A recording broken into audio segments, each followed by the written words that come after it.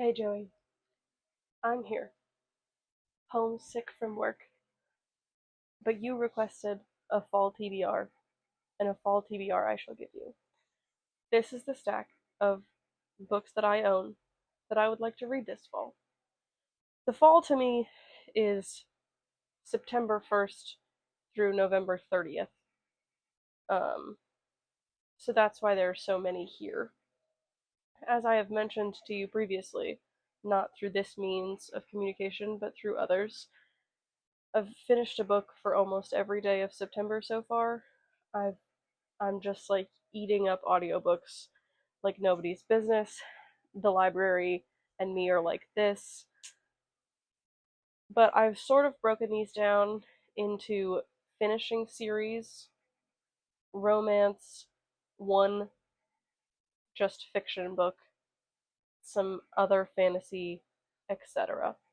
I am honorable mentioning that there will probably be a lot of small town romance read via my Kindle that I do not own because the fall is my favorite time to read small town romance. That in the summer, I suppose, because I just love a cozy small town moment. I also am sort of doing a re-listen of Throne of Glass. I have so far only listened to Throne of Glass. As you know, my preferred reading order is Throne of Glass, Crown of Midnight, Assassin's Blade, Air of Fire. Fight me on it. So I've read Throne of Glass, but I own now on Audible. I used a credit. It exists in my library, the audiobook for Crown of Midnight. So that will also be happening throughout the fall and the winter. I'll be rereading that. I'm trying to take it slowly as not to crush my spirit. There are other fantasy books on my TBR that I did not pull because the stacks were getting a little bit ridiculous, and I haven't been inspired to read any YA fantasy, which is a lot of what I own because I have an OwlCrate subscription, which maybe I should cancel. But I only want to cancel it if I can get into the adult fantasy one because I don't want to lose out on it entirely, and the adult fantasy one is currently full.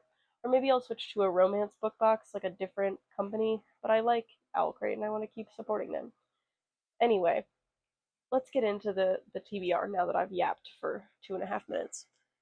I guess we'll start with the continuation of series category.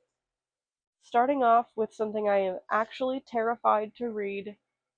This is A Curse for True Love by Stephanie Gerber. I've heard zero positive things about this book. Everyone says it's fine, but it wasn't the end to the series that they wanted, and that just makes me sad because I liked the series, I like the series so much so far. And I've gotten the audiobook to this from the library twice. Like, I've put it on hold and then it's become available, and both times I didn't read it because I'm scared. But maybe I will be brave and I'll read that. Who knows? Where am I going to put these? That seems sturdy enough. Next up, we have Emily Wilde's Map of the Otherlands with the Barnes & Noble sticker still on it. I read Emily Wilde's Encyclopedia of Fairies last month, and I'm obsessed with it. Wendell, the man that you are. And so I really want to read this, and it feels like now is the time. So I anticipate me reading that in soon. Next up, this is like a multi-part sort of situation. I need to read this. This is Ruin and Rising, again with the stickers. I just don't take them off. I'm really sorry. But I need to read this so that I can read these. I've wanted to read these for like a year or two. This is the receipt from when I bought them at the Half Price Books. Let's see when I bought them. September 21st of last year. So I've literally wanted to read them for at least a year because that's how long I have owned them. But Siege and Storm, book 2 in the Shadow and Bone series, was so bad that I couldn't fathom reading the next one. And so I'll need to get the ebook. The thing is about that specifically also is that there are no audiobooks for Shadow and Bone. They were never made. Maybe because they're bad, the books themselves. I guess they are not. I don't know. The first one was pretty good. The second one was terrible. Um, and maybe that one is good, but I just wish they had made them into audiobooks because it would make it so much easier for me to read them. But they didn't. Next up, Prisoner's Throne by Holly Black. This is book 2 in the Stolen Heir duology that comes after the Cruel Prince trilogy. My cover has a big crease in it. Interesting. Um, I loved the Cruel Prince trilogy, like with my whole soul. I have a whole shrine to it that is currently dismantled because this is in my hands. And I just haven't read this because when it came out, I was not in a fantasy mood. And then I was hearing thoughts and feelings about it, which is never a good idea because other people's thoughts and feelings are not mine. And so then I got worried about it, and so then I never read it. But I do want to read this so that I can be like sort of complete with that whole situation because I like it and I want to move on from it. I just flashed what that was, but these are on here because I am currently reading them and they are not fall necessarily. I just finally have the courage to continue. So I'm currently 120 pages into Saving Six and already literally nothing has happened. Um our two main characters have met. They have grown up a tiny bit with a little bit of a time jump. They're like a year older now than when they met. But because I know some of what happens in this one, because of the stuff that we experienced in Binding and Keeping 13, I am already devastated. I'm so worried about both of these people. I am just like, I know it's going to hurt me so bad as someone who feels all of the things, and I'm just scared. But we're getting a lot of like information from Chloe Walsh's social media team about books about the other characters, and I just like I want to be in on it.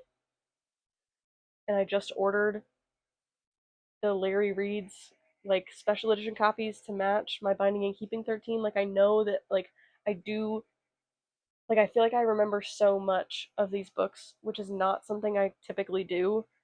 And I just like at every mention of any little thing, I'm like, oh yeah, that tracks with all of this stuff. And there's just like so much content in these giant, giant books.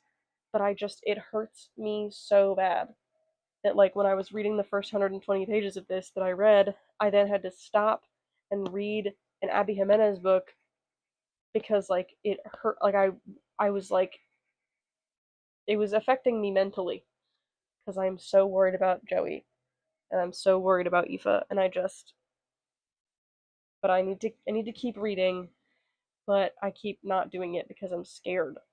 And I just don't want to have to watch them go through this, but also like that's what's important about these. But so these are on the fall TBR because I want to read them. And it is the fall. And then finally in the series category, I gotta finish up Vampire Academy. I just got the audiobooks for these from my library, so I'm gonna read them. I also finally got the last one from my half price books, so my collection is complete. I can't wait to keep reading them. I am having a really good time. I hope one day I can find more of Bloodlines at my half price books. I currently own number 4 and number 6, and I bought them in hardcover, so I'm gonna have to keep finding them in hardcover. And I might have to scour many a used bookstore to find them. I could just buy them on Pengo, but I don't want to, because the shipping costs as much as the book. Moving on. These next are romance picks, the next like 4 or so. First up is Daydream. Again, something I am really excited to read, but when it came out, I heard one too many opinion, and now I'm nervous. And now I've just been scrolling past the opinions, but the way that they start out also makes me nervous. But like, I love a good college romance in the fall. I am so excited to read this. I really enjoyed both of the other two, Icebreaker and Wildfire, which I think is an unpopular opinion. Most people liked one or the other, but I liked them both. Um, and like Hallie's a folklore girly, so I must read it in the fall. Ow! Next up, again, this is just on the TBR because I'm currently reading it, and by currently reading it, I mean I selected this to read next on my Kindle and then chose to make this video instead of read it. But I'll be reading it tonight. Is Unwanted by Mia Sheridan. I bought this because I saw someone I know on Goodreads liked someone else's review of this that said you have to read this right now. And I literally went onto my Barnes& and Noble app, bought it, and picked it up that same day. I think it's a romantic suspense, if I remember correctly, but they live in like a small town in Montana. There's a double murder. She's a wilderness guide. He's a cop. Methinks? No. She's a wilderness guide. He's a mountain man. It's called the Men and Monsters series. This is the only one that's out from what I know. I haven't read any Mia Sheridan. Archer's Voice lives on my TBR. That's going to be in the video I'll make eventually of reading my favorite booktubers' favorite books. Um, but I'm going to read this first because I have it from Kindle Unlimited and I'm going to read it and I'm excited about it. And like, is that not giving fall? Methinks it is. Next up is Practice Makes Perfect. The sticker. I should put a sticker counter of the number of books that have had stickers on them. That's so embarrassing. Anyway, like I said, small town romance to me gives fall. And I think that this gives spring, if I'm being 100% honest, based on everything about it, because I think she owns, like, yeah, she owns the flower shop in town. Flowers are kind of spring, summertime. But I have a feeling that at some point in the fall, when I'm reading all of these fantasies and stuff, I'm going to need this, like, no spice, just funny ha-has, small town moment. And this feels like a good one. I may also read the other two Sarah Adams. Either of these, The Match and the Enemy. Would you look at that, another freaking sticker? But I'm gonna read Sarah Adams this season, I reckon. Um, because I own all three of these and I haven't read them yet. Finally, in the romance category is The X Hex, because I bought this, I think, last fall, because it's giving spooky season.